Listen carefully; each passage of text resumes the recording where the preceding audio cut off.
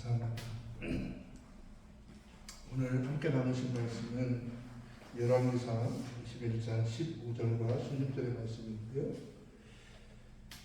제가 읽어드리겠습니다.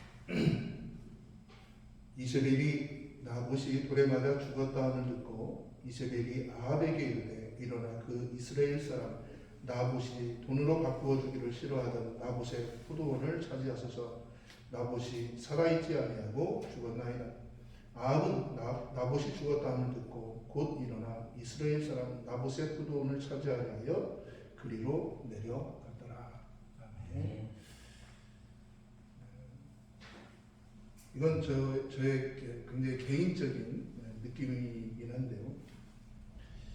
저번 주에도 제가 우리나라의 모습에 대해서 제가 좀 한탄했던 것 같습니다. 그런데 요즘 우리나라 대한민국이라고 하는 우리 공동체가 거짓이 통하는 사회라는 생각이 아주 절실하게 듭니다. 2년 전쯤, 3년 전쯤 어떤 사람은 표창장 하나 가지고 온 나라를 뒤집어 놓고 그랬던 사람들이 막상 자기들이 이제 권력을 잡고 국무위원이 되려고 보니까 너무한 거예요. 실상 자기들은 뭐 정말 똥 묻은 개가 겨 묻은 게 나무랬다고 나무란다고 했다고 완전히 뭐 말도 안 되는 그런. 어떤 후보자의 딸은 고등학생인데 봉사활동 시간 2만 시간을 채웠다고 했다고 하더라고요. 그걸 2만 시간이요? 그걸 계산해 보니까 하루에 10시간씩 10년을 해야 되는 시간이라고 그러더라고요. 고등학생이에요. 그러니까 거짓이죠. 거짓 스펙이죠. 그런데 그게 통하는 대한민국이죠.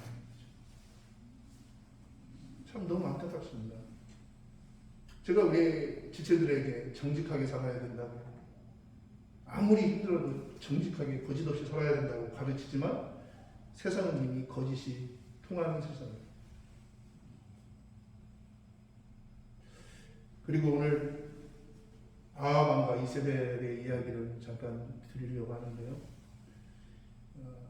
이 이야기는 우리가 다 알고 있는 이야기이지만 오늘날 대한민국의 모습이 너무 투영되어 있는 것 같아서 제가 조심스럽게 이 말씀을 준비해봤습니다. 불과 5년 전에 우리는 한 여성 대통령을 감옥에 보냈습니다. 그 원인이 뭐였냐면 비선실세가 드러났기 때문이었죠. 그런데 이 비선실세였던 최모 씨는 숨어 있었어요. 그렇잖아요. 그래서 국민들이 대부분 몰랐죠. 속았죠. 그런데 그것이 드러나기 시작하면서 결국엔 한나라의 대통령이 되었던 사람이 감옥에 가게 됐죠. 그런데 지금 대한민국은 대놓고 수렴청정을 하고 있는 것 같아요. 아주 대놓고. 오늘 열왕기상 21장이 이렇게 시작되는 부분이 아합 왕이 나봇의 포도원을 가지고 싶은 거예요. 너무너무 갖고 싶은 거예요. 그런데 나봇에게 가서 왕이 나에게 좀 팔아. 그랬더니 나봇이 얘기하기를 팔지 않겠습니다. 왜냐? 우리 조상 때부터 물려오던 땅이니까 내가 임금에 주지 않을 거예요 하니까 그때부터 아합이 식음을 정패하고 삐져 있었대요. 표현이 그렇습니다. 어떤 우리나라 대통령이 집무실로 옮겨야겠다고, 용산으로 옮겨야겠다고 때를 놓기 시작했잖아요. 몇 개월 전에. 그때 쓰는 거 아니고 뭔가요? 그래서 결국에 그 때를 썼는데 또 옮겨줬어요. 그런데요, 저도 실은 뉴스를 자주 보진 않는데 최근에 청와대를 개방하는 행사를 하는데 74명의 무속인들에게 손에다가 복숭아 가지를 손에 들려가지고 청와대에 입성하는 그런 행사를 했다고 하더라고요. 이 복숭아 나무가 귀신을 쫓는 그런 역할을 한다고 해서 무속인들이 옥션왕으로 흔들고 그렇게 한다고 하더라고요. 근데 그걸 74명이나 되는 무속인들이었겠죠. 한데도 그런 사람들이 청와대 개방 행사에서 그런 행사를 했다고 합니다. 이건 팩트죠. 물론 일반 대중들은 TV나 뉴스에서 접할 수 없는 기사이긴 하지만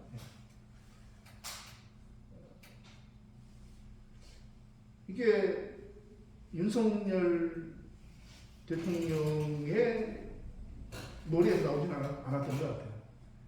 늘 사람들이 얘기하는 그 비선실세인 김건희 씨의 머리에서 나온 그런 스토리였겠죠. 그런 계획이었겠죠. 그리고 저같이 집에서 빈둥거리는 사람도 알만한 뉴스인데 과연 유수의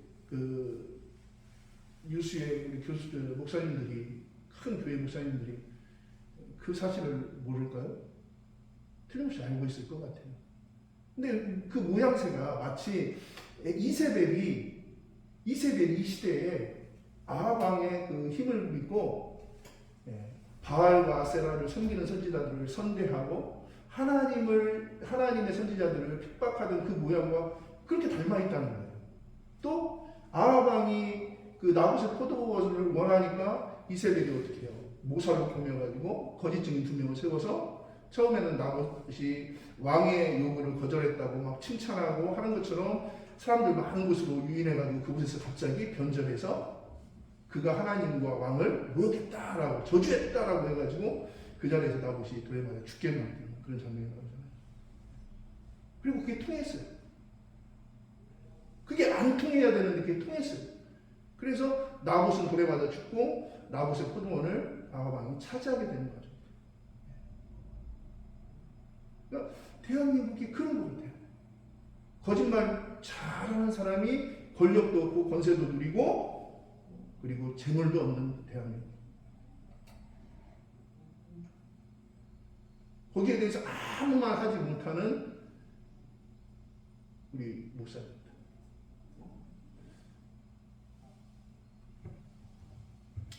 그런데 우리가 알다시피 역사는 반복된다고 제가 말씀드렸나요? 역사는 반복되는 거예요. 이세벨이 정말 선지자의 말처럼 어떻게 되죠? 동네에 개가 피를 흘려 아합 왕이 전쟁터에서 피를 흘리고 죽었는데 하필 그 시신을 어디에서 씻어요? 창기들의 목욕탕에서 씻었다. 거기서 넘쳐나는 그 피눈물을 동네 개들이 와서 하셨다. 이렇게 끝나는 거예요. 그들의 삶이. 그리고 에후가 나중에 이세벨과 아합의 70자녀를 다 도륙하는 그런 종말을 하게 되죠. 굉장히 상징적인 얘기지만 저는 그들의 끝이 그렇게 되리라고 저는 생각합니다. 우리가 지금 21세기를 살아가는 대한민국에서 그들을 직접 처단할 수는 없지만, 그들을 직접 정죄할 수는 없지만, 그들은 분명히 법의 테두리 안에서 반드시 정죄되어야 되는 대한민국의 정말 역적 같은 존재라고 저는 생각해요. 그런데 보십시오. 제가 너무너무 답답해서 자꾸 이 이야기를 생각하고 하다가 누가복음 3장 말씀을 제가 봤습니다. 제가 말씀 한 절 더 드리겠습니다. 누가복음 3장 1절에서 1절과 2절 말씀 보겠습니다. 디베르 왕제가 통치한 지 15해 곧 본디오 빌라도가 유대의 총독으로 헤롯이 갈릴리의 분봉왕으로 그 동생 빌립이 이두레와 드라고니 지방의 분봉왕으로 루사니아가 아빌레네의 분봉왕으로 안나스와 가야바가 대제사장으로 있을 때에 하나님의 말씀이 빈들에서 사가랴의 아들 요한에게 임한지라. 굉장히 놀라운 건 뭐냐면 단 2절 안에 8명이 등장한다는 거예요. 8명. 황제인 디베르, 그리고 그때의 이스라엘을 통치했던 총독 빌라도, 그리고 유대 헤롯이 갈릴리의 분봉왕으로 있었고 그 동생이 이두레와 드라그의 분봉왕이었고 루사니아가 아빌레네의 분봉왕으로 있었어요. 그리고 안나스와 가야바가 대제사장으로 있을 때 2절 안에 8명이 나오는데 다 어떤 사람들이냐면 권력이 있고 권세를 누리고 힘이 있고 이 땅에서 쉬운 게 없는 그런 사람들 그렇잖아요.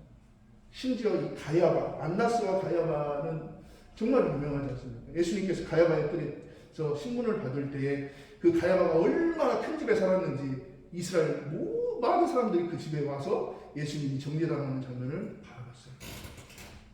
가야바가 누구냐면 대제사장이잖아요. 그게 대제사장. 얼마나 큰 권세를 누렸는지 얼마나 호화롭게 살았는지 이스라엘의 많은 사람들이 예수님이 정죄받고 채찍질당하고 돌에 맞고 침뱉음 당하는 그 장면을 구경하기 위해서 모였다는 거예요. 그런데 그 집이 바로 가야바의 뜰이었어요.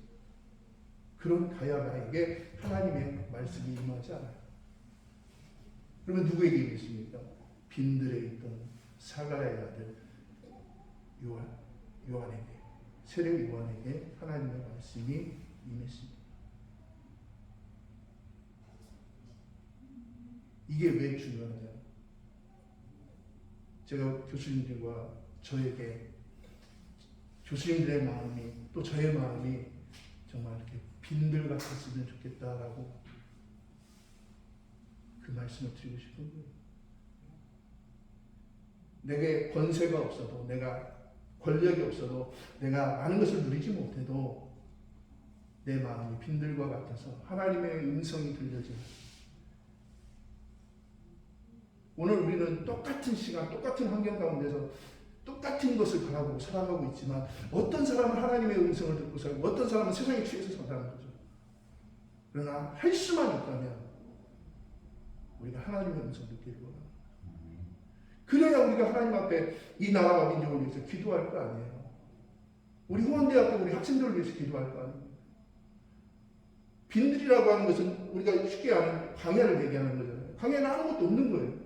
내 마음이 빈들 같으면 내 마음이 광야 같으면 내 안에 아무것도 없는 거예요. 그래 하나님의 음성이 들려지는 거예요. 디베르 황제가 뭐가 아쉬웠겠어요? 유대 총독이었던 빌라도가 뭐가 아쉬웠겠어요? 분봉왕들이 뭐가 아쉬웠겠어요? 자기가 원하는 거 뭐든지 가질 수 있고 뭐든지 누릴 수 있는 그 사람들에게 도대체 하나님의 음성이 들릴 이유가 없는 거예요. 그러나 아무것도 가지지 않았고 아무것도 소유하지 않았던 사가랴의 아들 세례 요한에게 하나님의 음성이 들려요. 세상의 죄를 씻기 위해서 예수가 왔다. 메시아가 왔다. 너는 메시아의 길을 준비해. 이런 하나님의 음성을 듣는 저와 교수님들에게 주님의 간절히 소망합니다. 오늘 우리가 이렇게 호원 캠퍼스 교회에서 호원대학교 호원공동체를 위해서 기도하는 이유는 우리 마음이 아무쪼록 빈들과 같기 때문에 가능한 일이라고 저는 생각합니다. 제가 아침에 저희 아들 녀석이 섬기는 교회는 한 300~400명 정도 출석하는 88년 된 교회예요. 전주 서신동에서 청년 몇 명이 있어 12명이 88년 된 교회, 성도수가 한 300~400명 되는 교회, 청년이 12명이 돼요. 저희 딸아이가 교육전도사로 섬기는 예언교회는 출석교인만 한 1,500명 이렇게 되는 교회예요. 아동부 1, 2, 3, 4 받았는데 저희 아이가 돌보는 아이들이 50명이 넘더라고요. 그러니까 아동부만 한 200명 넘어가는 그런 교회예요. 그런데 청년들이 10명밖에 없대요. 그 교회도. 그래서 청년 담당 목사님이 죽으려고 너무 힘들었어. 담임 목사님한테 어떻게 말을 못하는 상황이야. 그런데 그죠? 그런데 우리가 포기해야 되나요? 그렇지 않잖아요.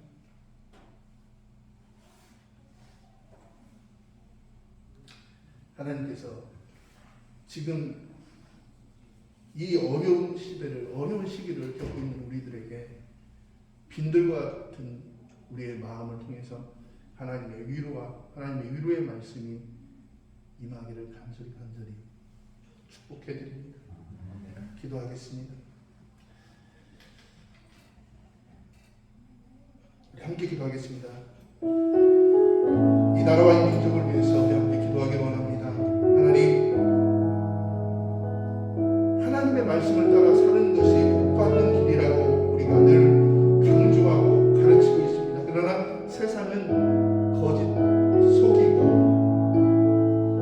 거짓으로 살 때 성공할 수 있다고 우리 청년들을 유혹합니다. 아버지 하나님, 세상의 그 어떤 유혹 가운데서도 순결한 주님의 신부와 같은 마음으로 살아가는 우리 청년들, 또 우리 모두가 될 수 있도록 하나님 은혜 베풀어 달라고 우리 잠시 기도하겠습니다. 아버지 하나님,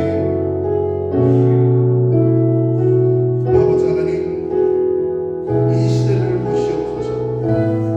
아버지 하나님, 이 시대를 돌아보아 주옵소서. 아버지 하나님, 거짓이 승리하는, 거짓이 성공의 비결이 되는 이 시대를 주님, 우리는 용납하지 않을 것입니다. 또 우리 제자들에게 그러한 세상에 굴복하지 않도록 가르칠 것입니다. 아버지 하나님,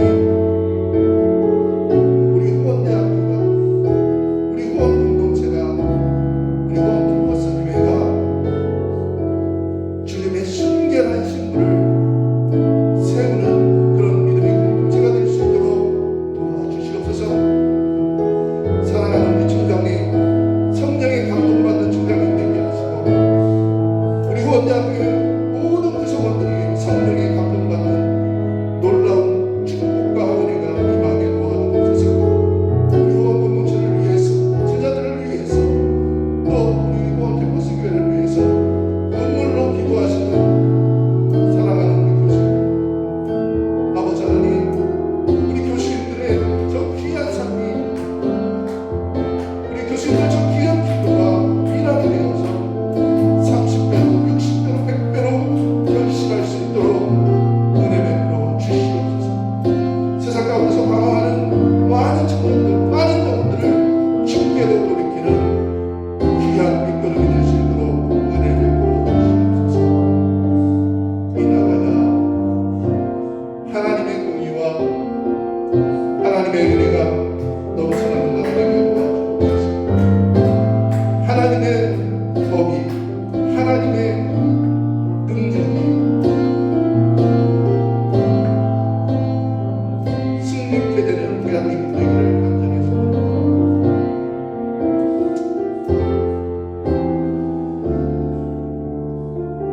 아버지 하나님, 우리의 기도가 너무 짧고 우리의 기도가 너무 미약해 보이지만 기도는 만사를 변화시킨다고 말씀하셨습니다. 그리고 그 기도의 능력을 믿습니다.